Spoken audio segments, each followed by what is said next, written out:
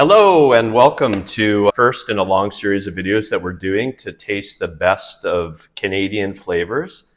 I'm here today with Vivian from Dine Van City. We're going to be tasting some of Canada's best chocolates. We're based here in Vancouver, so there's some things that maybe we weren't able to acquire. We bought as much of what we could get from across Canada. We wanted them to be Canadian brands, manufactured and roasted in Canada. Do you have a favorite chocolate bar? I love anything with a little crunch and texture. Yeah. Twix is one of my favorites. Are you a Kit Kat fan That's as well? a classic. I love that they have so many different fun flavors too. Yeah, in Japan, for instance, I think they have something like 200 plus flavors of Kit Kat, right? We'll jump right into it with the first flavor. The first one is called Irene. They're based in Vancouver Island, I think Victoria. So we're going to start from kind of more like single origin, fancy stuff, and then move into some of the flavored things. This is their 65% dark milk. Sounds like best of both worlds, right? Good in between. Thank you. And then a small bit for me. And we've got like 15 chocolate bars today, so we're only going to eat very small pieces, right? So I'm not an expert in chocolate tasting, but we have had some legitimate experts at some of our tasting events. And I think one of the things that's helpful in tasting chocolate is kind of let it warm up in your mouth and kind of just slowly melt. And so you kind of coat your palate, right? That gives you a chance to appreciate the flavor a little bit and have it meander and have fun in your mouth, right? So with that said, when you're ready, let me know your thoughts and I'll stop talking for a moment so that I can absorb the flavor. I thought this one was good. I don't usually love dark chocolate, so I guess that 60% dark milk is a good place for me.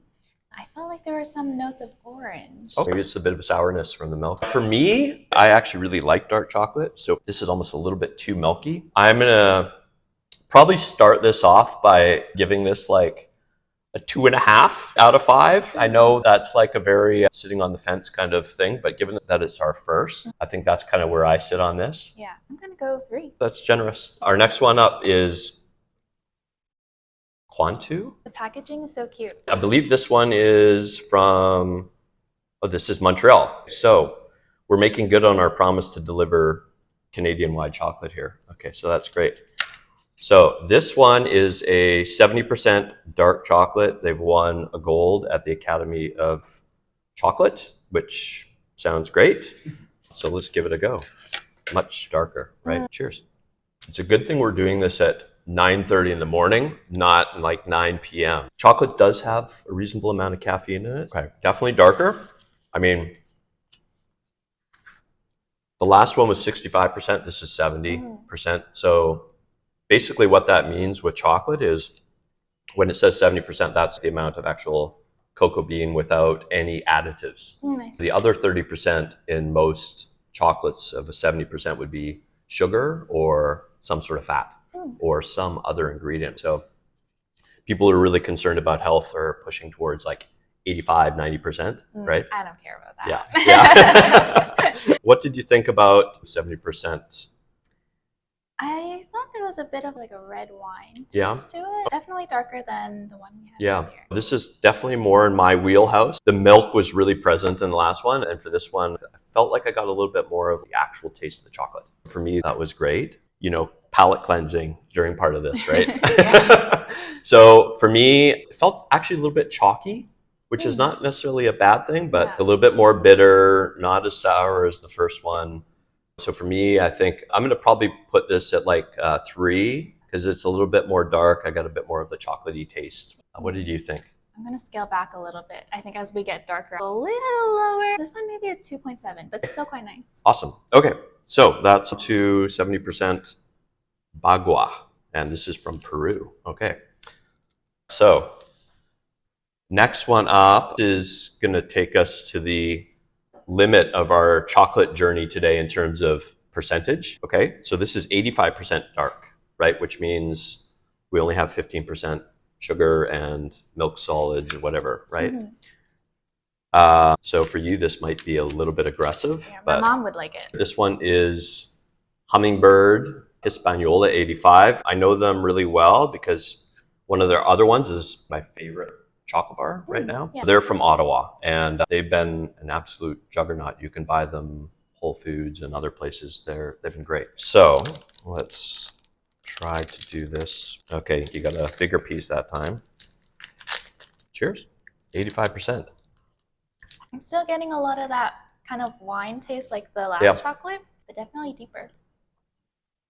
So I've had a lot of the really dark chocolates, and for me, I think once we get up into the 80s, like chocolate becomes too dark, a little bit too bitter. I would say for me, this is a good balance, being sweet enough and balanced enough that it's not overwhelmingly bitter. This is where you really start to be able to taste flavor notes like you would in wine. There's the subtlety coming through. And I really like this, but I think 70% is where my comfort zone lies. I can imagine this being grated over a sweet dessert to balance it out. So for me, I'm probably going to stick this around a 3 in terms of where I'm at with this. And you might be a bit lower, I guess. Yeah, I think so. Maybe 1.6. Okay. Yeah. All right. So that's the Hispaniola 85 from Hummingbird. Let's try to get you back in your comfort zone or moving back into the fun stuff here. Our next one is Thomas Haas, and they are from Vancouver. These guys have been around a really long time. They've got shops in Kitsilano and a few other places. I like their drinks and pastries. Yeah, there's always a line for their croissants in the weekend. Okay, so this one is a 71 fleur de sel, right? So there's a bit of sea salt, which is always a good thing in chocolate. Desserts with a bit of salt kind of help punch up the flavor, right? Okay. This is going to really challenge my ability to deconstruct a package and get a small piece. Oh, I remember seeing this around their cafe. I think it was like the element of a cocoa bean or something. Oh, yeah, like the molecules? Yeah. Yeah, that's cool. I thought it was like a honey thing at first, but I don't think they're using honey to flavor it. You got it? Okay. All right, cheers.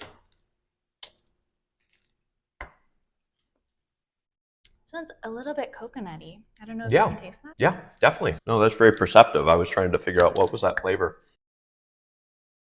Yeah, very coconutty, actually. And I would say, there's an underlying bit of bitterness for me. Coconut is the clear front-running flavor with salt, obviously. And then for me, there's actually a little bit of bitterness of an undertone, which ironically compared to the 85%, I didn't get a huge amount of bitterness with the 85, whereas this one I got bitterness, right? But you may feel differently. I think I was tasting some bitterness in the last one and this one as well, but I didn't really think of it as a flavor until you mentioned it. Bitterness comes from how much something is roasted, like coffee. The darker the roast, the more bitter it becomes. It's not necessarily a rule that says 85% has to be more bitter. It's really a question of how much they roasted the coffee or the chocolate in this case. I love the salt. The coconut flavor is a little bit of a curveball for me. So I'm going to say it is about a 2. I really found the flavor confusing. Yeah. Because it's not listed. I'd probably bring this back to 2.5. Okay, Go that's down for a great. little bit. All right, so that was the Thomas Haas Fleur de Sel 71. So where do we want to go next? This has all sorts of awards listed on it. This is the Cyrene chocolate again. We already tasted one of theirs, and they are from Vancouver Island, and this is a Mayan spice, right? So there is a little bit of chili in this, okay, which is kind of our first one with the addition of other things apart from chocolate, salt, and butterfat. They've won all sorts of awards for this, so let's see. Okay, I've never had spicy chocolate. Cheers.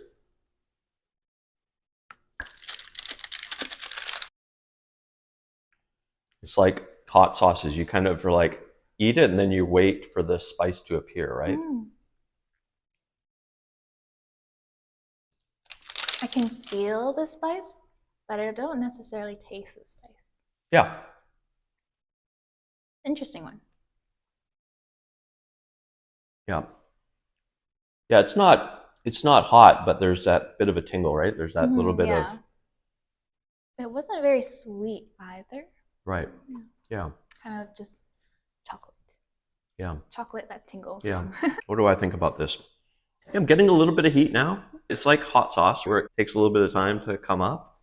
For me, this doesn't have great mouthfeel. A really great chocolate is one that slowly sinks into your mouth and becomes kind of jelly. Mm-hmm. It's a little bit more chalky, but I think they got the balance of spice right. Mm. I have had some chocolate with spice or chili in it, and the chili becomes overpowering. Actually, they're in balance for me.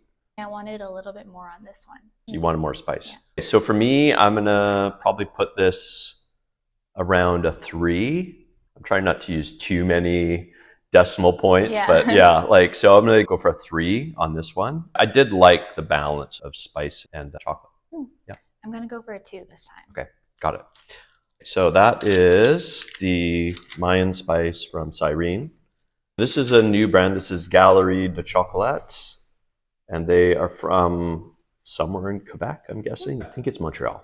And this is a matcha green tea. So it's a white chocolate.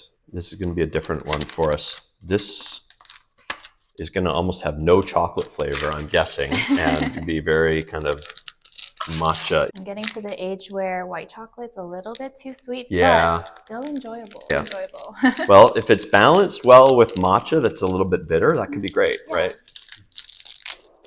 I noticed from your Instagram, which is amazing, you've been doing some matcha tasting a little bit. It's definitely here in Vancouver, matcha's everywhere, right? Everyone loves matcha. Do you have a favorite matcha place? And what's your favorite form of matcha? Is it ice cream, hot tea? I love hot drinks. Anything I can sip on for a long time, I really enjoy. Favorite matcha?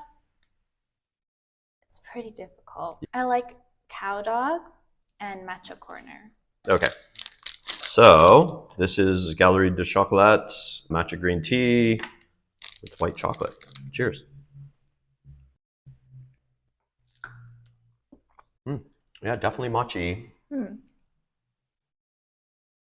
think for me, the matcha is a bit more subtle. Yeah, you're getting white chocolate now. Yeah, definitely white chocolate. Yeah. It's kind of a pleasant relief after the dark chocolate though, right? Yeah. You know, like it feels like a bit of a palate cleanser. Because it's melting in my mouth, I'm getting it a little more, the matcha. The thing about white chocolate typically is, as you pointed out, like it's kind of a thing that I think a lot of kids like. Because it tends to be really sweet, right? And very smooth, right? The more I taste it, the more I'm with you. Like I kind of feel like, oh yeah, it's very white chocolate, right? And I'm not getting a huge amount of matcha with it.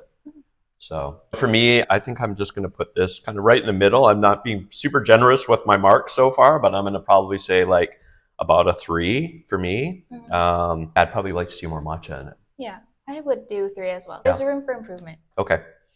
Great. So that's Galerie de Chocolat, matcha green tea. This one is Wallace, which again is from Vancouver Island. Yeah, Victoria. And this is a white chocolate matcha again, right? So we're going to go head to head against Galerie de Chocolat on matcha white chocolate.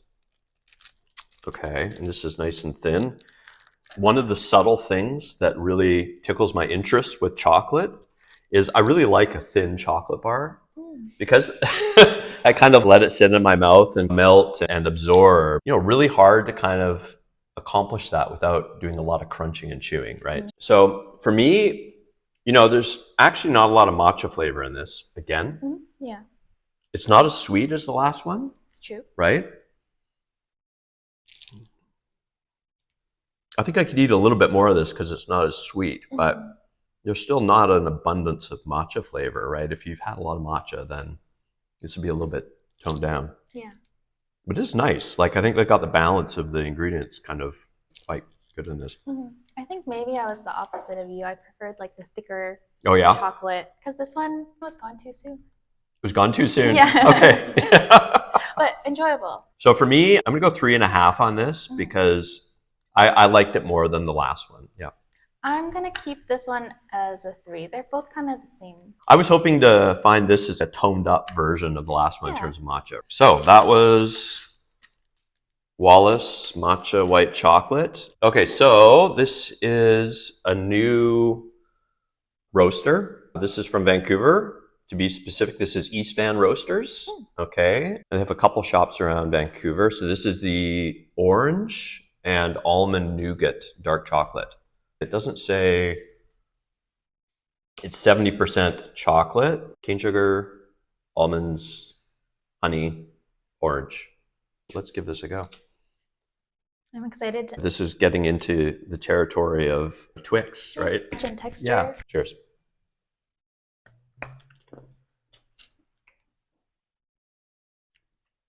My first thought is that the orange is kind of refreshing after the super sweet white chocolate. The smell is really nice as well. It's oxidized a little bit, like it's a little bit white on the packaging, but that typically doesn't affect the flavor too much.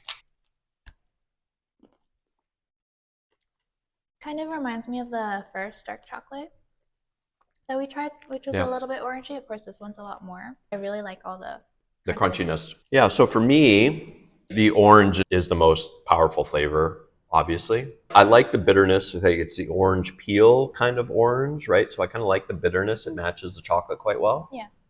I'm less of a fan of the nougat, but for me, I'm going to give this probably a solid 3 would be my rating on it. 3.5. Okay, this might be your favorite so far, right? So far, yeah. I can see myself eating more of that. Yeah, I think there's some balance here, right?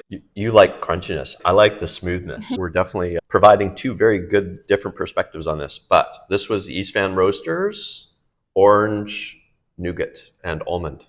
So next up is another Vancouver favorite, and this is Mink. Mink does a lot of wildly creative flavors. Their roaster is in South Vancouver, and they have downtown, actually near the convention center, a chocolate cafe. Oh yeah, that was actually my first ever Instagram post. Oh really? Mink chocolates, yeah. Oh cool. Yeah. If they had fondue, then fondue, or it was just hot chocolate. I can't remember. Yeah, well they have like both hot chocolate and iced chocolate, like kind of, I don't know, in bins, right? And so you can kind of go, it's pretty phenomenal though, because most hot chocolate or cold chocolate tends to be overly milky. Theirs is very chocolate forward, so I like that.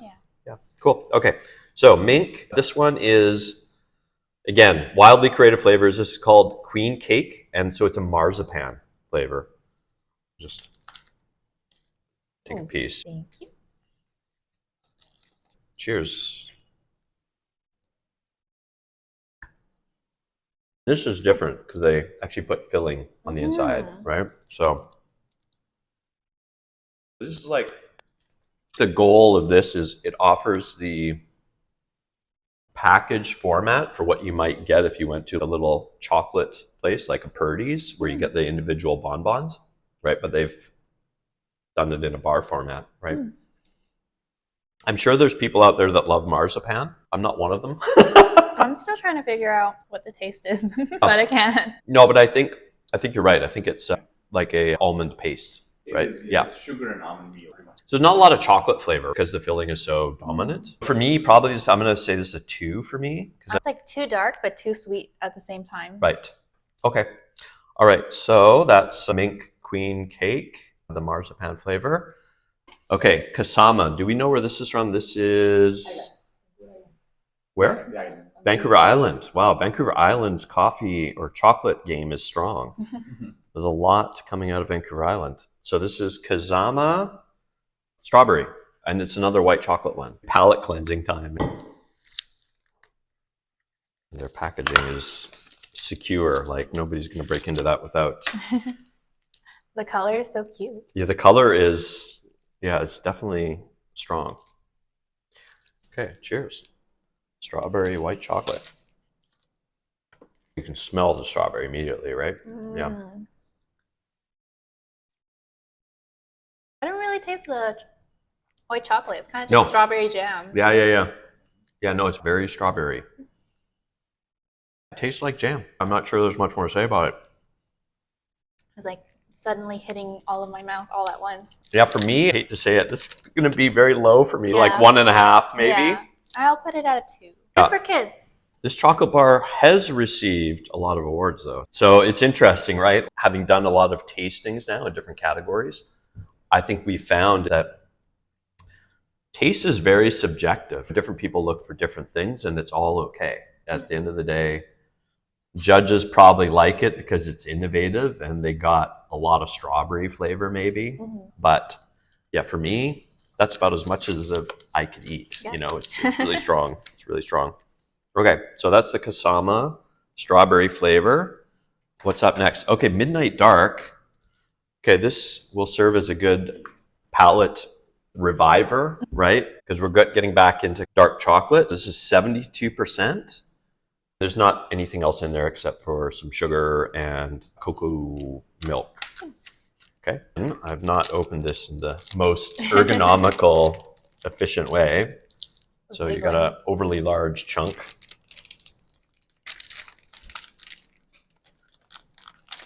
So this would be a little too thick for your liking? I think it's a little bit.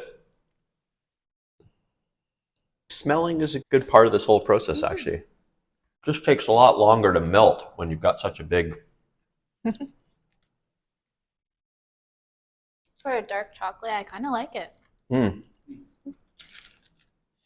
Yeah, it's a dark chocolate, but it's very sweet and quite smooth, right? Like it's not. Sometimes dark chocolate can feel a little bit just too bitter. They've got it right. Usually, in my experience, where a dark chocolate comes across as being a lot more approachable like this, it's because they got a lot more sugar in it. And so I'm like looking at this thinking, okay, they probably got, sugar is the next ingredient after the chocolate itself. So yeah, it is going to be quite sweet, but. One gave a little bit of like a coffee scent and flavor as well. Yeah. I like the smoothness as well. As somebody who likes to let it mellow out of my mouth, I'm pretty happy with that. So I'm going to do 3.5 for me. I'm going to put this at a 3. Still not at the upper limit of your ratings yet. I think I need some good milk chocolate. Okay, that was Gallery de Chocolate Midnight Dark. Actually, 72% is not really midnight. I mean, normally that's reserved for things like 85, 90%. But yeah, it's dusk. Exactly. The next one is a brand that we've done a number of tastings with here in Vancouver, the Good Chocolatier.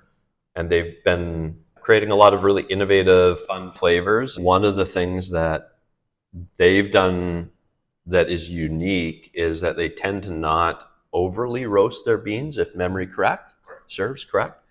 So that means you're kind of retaining a little bit more of kind of like the natural flavor of the chocolate, right?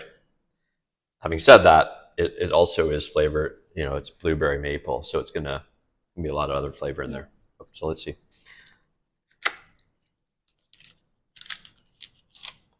Okay, so right away you can see blueberries. Oh, cute. Yeah, that's good actually. I like that rather than like some of them where they've got a flavoring, it's an oil, and the oil can be just omnipresent and overpowering. If this is flavored with actual whole blueberries, that's going to be maybe a lot more subtle. Okay, cheers. Did you get a blueberry? I did. Part of one? It's okay. Okay.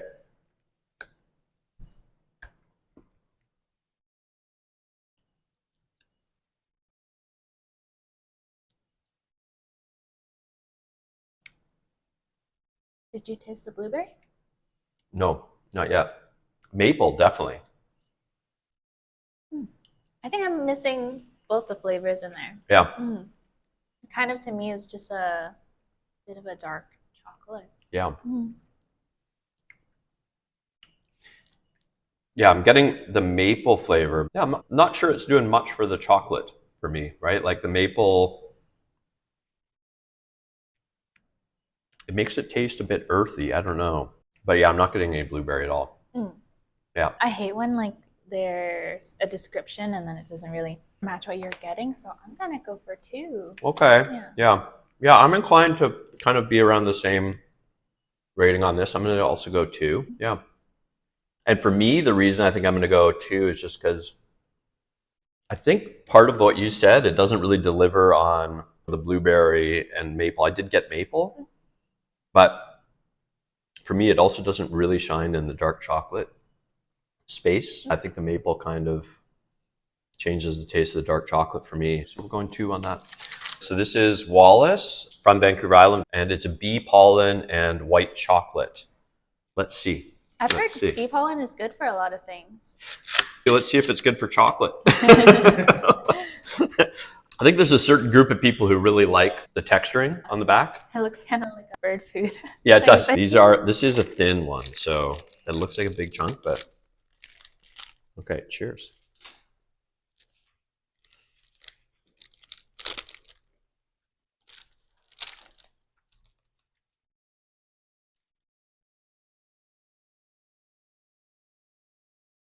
It's very sweet. Is very sweet. For somebody who's buying this because they want it to be healthy with bee pollen, I'm thinking that the white chocolate is sort of like, you know, the counteracting any of the health benefit of the bee pollen. But it's, yeah, it's very sweet. I'm not sure I really get any taste from the bee pollen because of the sweetness, but bee pollen usually have a taste. Yeah, kind of just a white chocolate. Yeah, I'm thinking the same thing. So yeah, for me, I'm gonna say 2 because it's just very sweet white chocolate. So I'll do 2.5. Okay. Yeah. Yes. Okay. All right. So that was Wallace white chocolate. Let's go for the PB&J. This is my favorite. So you know, I hope everyone likes it. Yeah, I know you were intrigued by it. You're like, oh, that's kind of cool. So this is from Hummingbird, which is an Ottawa company again. So 65% cacao, which means it is on the darker side. I think that they've done a real, and it is quite dark actually, right? But, you know, for me, this is great because I really like the subtlety of, sorry, I'm not going to say too much more about it. We'll talk about it when we eat it because I don't want to influence you too much. The brochure is really cute. Yeah. I'm trying to sell it too much because I like it. Okay, cheers. So for me, I was just explaining, because I like to let it temper in my mouth, and the chocolate itself has a little bit of berry flavor. The jammy flavor is actually not added from anything else except the chocolate. And then they've ground up like a little bit of peanut butter inside of it, right? So it's a very subtle version of PB&J. I think the jam part is really cool to learn about. But right away when I bit into it, it was like, poof, peanut. Oh, you really got the peanut? Yeah. Kind of just all in my mouth, which is nice. Okay. But I wouldn't say this is my favorite. Okay. Yeah. It needs a little crunch. Needs some peanut chunks. Yeah, you wanted crunchiness. Yeah, we have not delivered on crunchiness. Maybe the next one. I think the last one will maybe be something that gets closer to the crunchiness you're looking for. So for me, I'm going to put this at a 4, which would be my highest score of the day. I do have a couple others that are not Canadian that rank in the similar area. But for me, I really like the subtlety and mix of the peanut butter and the actual natural jamminess of the chocolate, right? I'm going to give it a 3. It was really cool to learn about. I think you're being generous. You're trying to be nice to me by giving it a 3, but I'll take it. Okay, so last one, right? This is the last one for today. We'll have to, in future videos, try to venture further and find some chocolates from Alberta or the East Coast. We've got a lot from Vancouver Island, Vancouver, Quebec, Montreal, and then Ottawa with Hummingbird. We've left large parts of the country unattended. Okay, so this one is, I believe, from Vancouver. Zazu Bean, Vixen, and this is Cherry Hazelnut Crunch. It's promising for the crunchiness that you're looking for. I feel like I need to taste the way you do, like let it melt a bit. I'm just chewing on everything, just chomping down. You're looking for crunch, but I think that's okay. If you like chocolate and you want it to deliver the crunch, then you should do that. Okay, cheers. Last one. See, there's a little bit of red in there. It would be cherry. Oh my God. I like this one. Yeah, definitely getting the crunchiness. Was it hazelnut? Yeah, good. You're very perceptive. Yeah, cherry and hazelnut. But I think the crunchiness is coming from, to deliver on the crunchiness you're looking for, finally. Yeah. It's kind of like a light, airy crunch. Yep. Okay. Yeah, we didn't get into anything that's like wafery today or anything that would have that for you. But we should do another version, right? Maybe with like mass market chocolates. Like totally. Ones, yeah, totally. We're trying to kind of, you know, celebrate some Canadian smaller brands today, but we'll definitely do another one. Okay, so what's the final rating on this one, do you think? I'm going to give it a 4.5. 4.5. All right. So that would be your highest of the day? Yeah. Best for last. Yeah. Okay, cool. I'm gonna say 3 for me. Like it's a little bit too sweet for my liking. I kind of like the combination of flavors, but yeah, just a little bit too sweet. That would be my comments. So, Okay, thank you guys so much. Thank you, Vivian, for joining us. It was a real pleasure to have you here today and share some of Canada's most interesting chocolates.